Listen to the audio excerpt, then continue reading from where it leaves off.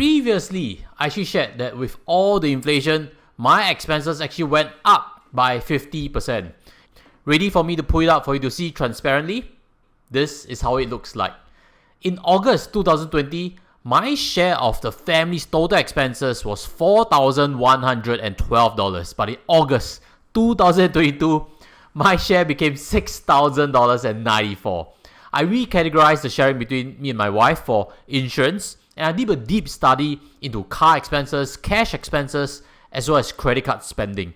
I relooked at my insurance again, and that's how I actually came up with these details. Today, I have even more insights to share with you. And just in case you're also running a household, thinking what do other families spend on, this video is for you.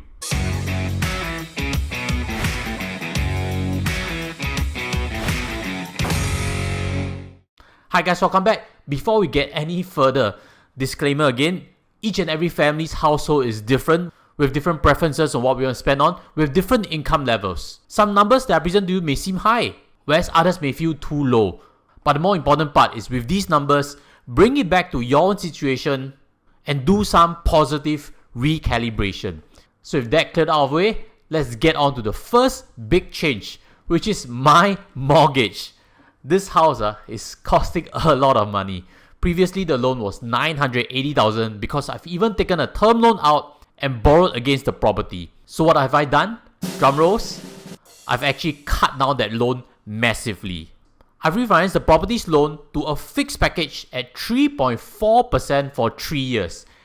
And if you're also thinking what to adopt for your own mortgage strategy, smash the subscribe. I'll be releasing a follow-up video to explain a bit more on my rationale. But today is about discussing expenses. And I'll show you how I actually cut down this leverage progressively. You know, previously I've actually shared that I actually sold away my HDB flat. There are CPF and cash proceeds coming out from there. And I actually deduced that paying off this home loan aggressively is the right move to make.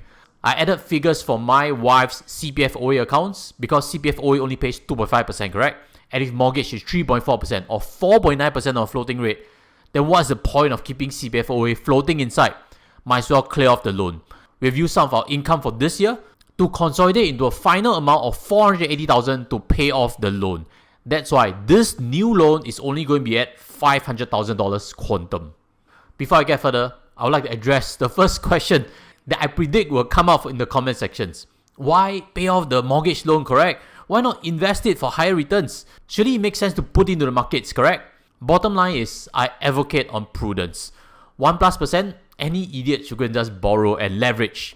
But 3, 4 or even 5%, then we have to be very careful. Because when you're investing with leverage, you are running against time. Which means also, if the market stays flat, you are already losing money due to interest costs. Especially so also if you are closing in on retirement.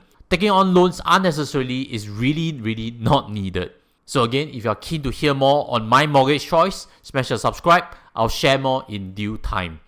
With that, let's move on to big change number 2, which is my small one, is right now in N1. Now when kids turn to 3 years old, they go to Nursery 1. The thing is, the cost will definitely skyrocket once they get into that phase. Factoring in the working mother's child relief and my half of the equation, that bill to me would be $625. Again, that's my half of the equation only. This does not include, of course, all the sea aquarium trips that school do, or the new uniforms, etc. And hopefully all these costs are picked up in my cash expenses. There are private kindergartens that charge even more. And on the other hand, there are PCF centers that charge way less. So as a parent, you have to make your decision what is the best environment for your child. And if you happen to be a parent-to-be with questions, leave them in the comment sections below. Let's move on to small changes. And the first one to note is that actually food costs have actually climbed up a bit. Of course, right? I have 2 young hungry boys now, and boys can really eat a lot. My elder one, who is 8 years old, if it's a food that he likes, he can eat more than a lady. That's something I can confirm for sure. Horrifying, correct? So what do? Usually we bring on extra food, extra vegetables from home to bulk up his meal. And at 8 years old, eat more rice lor. You know, when you're so young, you can't put on weight. Whereas for adults, if you eat more rice, then jialat already. And speaking about food, we actually go to restaurants too. It's not that we only eat at hawker centers, where you may have bumped into me before.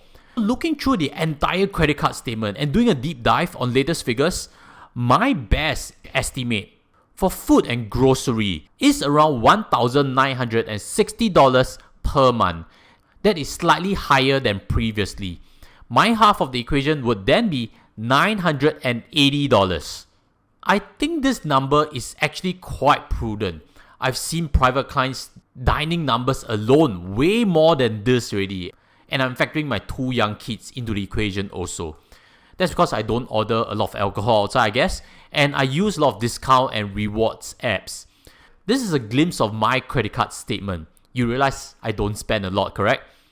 And there's only a good meal recorded down at Lao Beijing, and this is actually paid using the KRIS Plus app, and you can actually earn miles as a reward. Lao Beijing has 7 KrisPay miles per $1 spent. That is actually pretty high. So what did I do at Lao Beijing when I cleared the bill? I actually scanned the KrisPay code and then entered the final bill in. Once the bill amount is entered and paid by Apple Pay, you would see that this bill has earned me 917 KrisPay miles. That equates to $6+ as a reward. If you sign up today using my referral codes below, you get 750 miles absolutely free. That itself equates to $5. The next question naturally will be, what can you use these miles to buy, correct? If we look at Gongcha, a per milk tea there costs $4. And from understanding the currency of KRIS Plus, you can use 600 miles to simply purchase that per milk tea for yourself. Pretty good, correct? As you can see, KRIS Plus is a very powerful rewards app. And just to re-highlight some of KRIS Plus's key benefits, they are the only miles accumulation mobile app in the market. KRIS Plus allows you to stack rewards, and there's no min spend and no caps on the amounts of miles that you can earn. Let's move on next to small change number 2, which is on my insurance.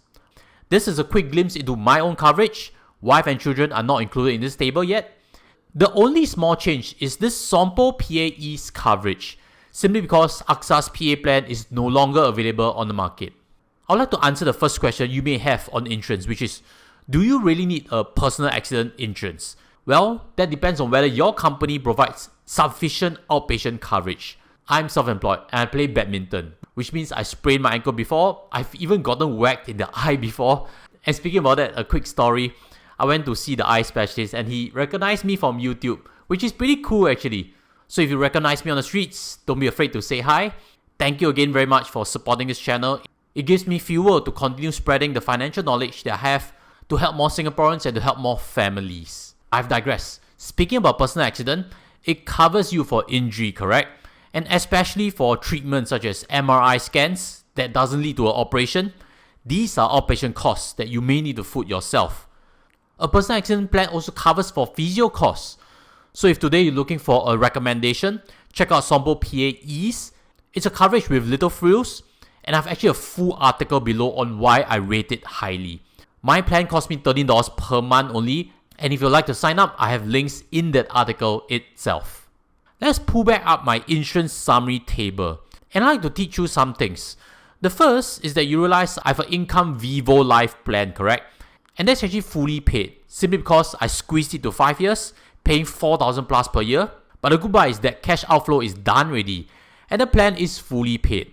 I've also shaded in green, blue, orange term plans that are staggered to complete coverage at different phases. Use that as a strategy to cut down your insurance costs, because you don't need all your term plans to cover you until 65 or 70. It's way too expensive. You would realize that at the age of 65 or 70, your career is almost winding down already if it hasn't already done so. Your liabilities are hopefully also fully paid. Then the other thing to note is that I've actually critical illness insurance coverage of $1.5 million because potential income is high at this stage of life.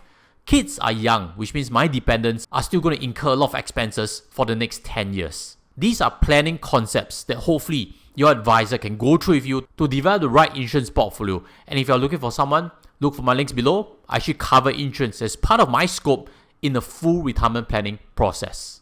With insurance out of the way, let's look at other small changes. The first one to note are car expenses. Recently, my car starter motor spoiled, cost me $400+, so I have to amortize that cost. That's why there's a small step up in car cost. The second is bills. I've actually checked on recent amounts. I think consumption on electricity and water has inched up. That's why the bills are a little bit larger. I've also signed a new handphone line with Zim Mobile, and that's why I've bumped up my bill estimates. The third is actually in enrichment. For this, let me share a few more details. Previously, my boy was going for a coding class and swimming classes. He's actually completed both of these, and right now I've registered him with an English speaking class. That cost me $65 per lesson. He's still berries for Chinese. Previously, it was $55 per lesson, but right now it's $79. They've raised prices. After school care, this has also inched up. Previously, it was $600 per month. Now it's $675 per month. Next year, they've also announced that they are going to raise their rates even higher. No changes to school allowances of $2, and that brings my half of child enrichment to $648 per month. Take note again, this is my half of the equation only. So all in all, let's tabulate the new figures. Firstly, for car cost, September 2023, $500. That is an increment. Total home loan, right now $1,238 per month. That is a big decrease. Other housing costs, the same, $450. That includes my conservancy charges for the condo. Insurance costs, $498, a slight increment. Food, groceries, entertainment. Total spend on credit card is $980, and including $500 spent via GrabPay and CashBase, this brings that total amount to $1,480, a slight increment. Childcare costs, a new expense, $625. Enrichment, student care, allowances and school, a slight decrease to $648. Other bills, a slight increment to $220 per month. And last but not least, holiday budget of $9,000 divided by 2 and divided over 12 months, remaining the same at $375. That brings the per month total bill for my half of the equation to $6,034. Take note again, this does not factor in income tax expenses. This does not factor in increased business expenses. On paper, it looks like a reduction. Time to celebrate. But that's actually not the case because I paid down the home loan by a lot. So if you are viewing this in a life stage whereby you're before kids, this kind of commitment to kids will come in when you have yours. Alternatively, if you are just starting to work, these are expenses incurred with a car. Delay your car purchase as long as possible. Or if you're buying a new property, take note again, these are the latest figures for home loan. Think through first before you commit to a big one. Hopefully you like my sharing, and I would like to invite you to some of my previous tutorials. This one touches on my net worth. I don't know if you've seen it. I'll also be doing a new one come end of year, but check this out if you haven't seen that already. Or if you've seen it already, check out this full tutorial on KRIS+, who's today's sponsor. I've actually shared in this full tutorial how to maximize the rewards for yourself to save the maximum amount of money. With that, let me invite you to either of these tutorials and I'll sign off from here. Take care as always, goodbye.